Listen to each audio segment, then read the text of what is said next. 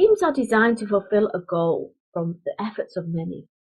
Merely dividing the labor without a plan or sufficient time to integrate their work will not produce the desired results. Collective efforts and knowledge must be integrated towards a successful conclusion. As Roosevelt wisely observed, a team can often outperform an individual. When teams work well, the results can be powerful. The synergy created by an efficient team member's diverse skills, experience, and motivation enables them to respond more quickly to technological, economic, and more marketing challenges and changes. Benefits of being part of an official team are improved performance through broader knowledge and experience base, greater creativity, wider perspective, increased effectiveness in tackling problems, a willingness to respond to changes and take on calculated risks, a shared responsibility for assignments and a shared commitment to goals, more effective delegation of tasks, more stimulating and motivating environment for the team members. Conflicts will inevitably arise during the lifetime of a team. Most of them can quickly be addressed and solved by an astute leader. The biggest danger, however, might come from what we call fractious factions. A fracture occurs when a subgroup splits off from the team as a whole. The subgroup tends to hold different philosophies or maintain different procedures than the team as a whole. Its unwillingness to negotiate or reach a consensus results in a fragmented and dissatisfied team.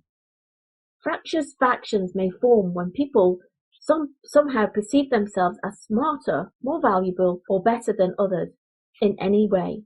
The reward systems are perceived as unfair. One group of people has more power over resources or information than the others.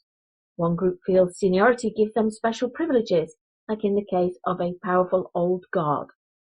Geography distribution divides people, or when the leader shows favoritism to his or her former division. Factionalism can destroy everything a team has worked for.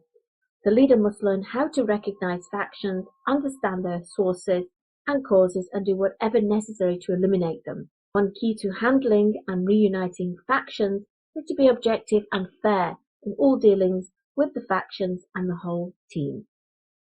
Some thumb rules to minimize conflict within teams are clarity of purpose, roles, and internal rules, respect, communication through regular feedback meetings, and keeping the number of participants controllable, usually not more than 7 members. Creative and intellectual conflict can be healthy. When members disagree about results, interpretations, approaches, and philosophies, and they argue their differences in a healthy, constructive way, they can produce extraordinary results. On the other hand, unmanaged conflict can undermine the team's effort and its shared goal. When creative conflict gets out of control, the leader must act immediately by redirecting members back to the team goal. Ask them, what are we trying to accomplish together? Show them through communication and reward schemes that working together will yield better results, personality, and globally. Many conflicts may be resolved through emulation. Giving competitive targets to team members may be fun and induce a spirit of cooperation when the environment is positive and rules are perceived as fair. Non-creative conflicts that are of a personal nature are rooted in power plays, have potential to be far more destructive than creative conflict. The leader's inability or unwillingness to address conflict openly can be one of the major roadblocks to team progress.